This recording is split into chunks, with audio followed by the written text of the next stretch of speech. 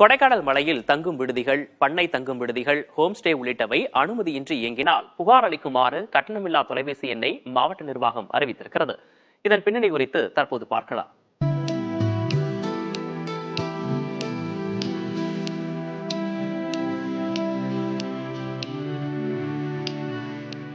கொடைக்கானல் என்றாலே பசுமை போர்த்திய மலைமுகடுகளும் அழகிய சோலைகளும் அருவிகளும் கண்கவர் விளைநிலங்களும் தான் நம் நினைவுகளை அலங்கரிக்கும். ஈடு இணையில்லாத இயற்கையின் எழில் கொஞ்சும் வண்ணமிகு காட்சிகள் கண்முன்னே வந்து செல்லும்.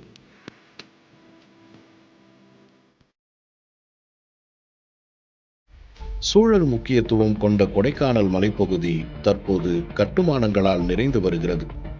கொடைக்கானல் நகரில் ஏற்கனவே அனுமதியின்றி விடுதிகள் ஏராளமாக உள்ளன. இதன் தொடர்ச்சியாக கொடைக்கானல் மேல்மலை, கீழ்மலை ஒன்றிய கிராமங்களில் வணிக நோக்கில் கட்டுமானங்கள் எழுந்து வருகின்றன. சுற்றுலா பயணிகளை தங்க வைக்கும் நோக்கோடு விளைநிலங்களில் மர வீடுகள், முக்கோண வீடுகள், கண்ணாடி குமிழ் வீடுகள், பொந்து வீடுகள் போன்றவையும் பிரம்மாண்டமான பண்ணை வீடுகளும் ஏராளமாக கட்டப்பட்டு வருகின்றன. இவற்றில் ஒரு சில தவிர மற்ற அனைத்தும் உரிமம் பெறாமல் கட்டப்படுவதாக குற்றச்சாட்டுகள் எழுந்துள்ளன.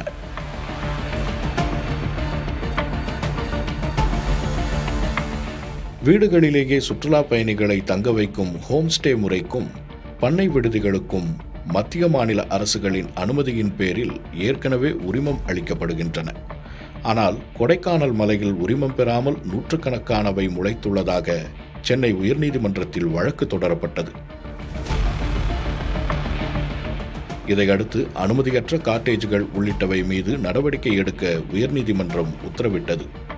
இதன் அடிப்படையில்தான் நடவடிக்கையை தொடங்கியுள்ளது திண்டுக்கல் மாவட்ட நிர்வாகம்.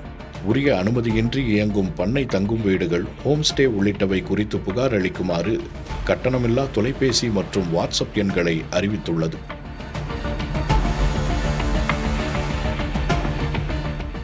மலை கிராமங்களின் பொருளாதார வளர்ச்சிக்கு இவை போன்ற சுற்றுலா ஏற்பாடுகள் உதவும் என்பதை மறுப்பதற்கில்லை. ஆனால் இயற்கைக்கு பங்கமின்றி சுற்றுச்சூழலையும் விவசாயத்தையும் பாதிக்காமல் உரிய அனுமதியுடன் இவை உருவாக்கப்பட்டால் நன்று என்கிறார்கள் இயற்கை ஆர்வலர்கள். புதிய தலைமுறைக்காக கொடைக்கானல் செய்தியாளர் செல்வ மகேஷ் ராஜா.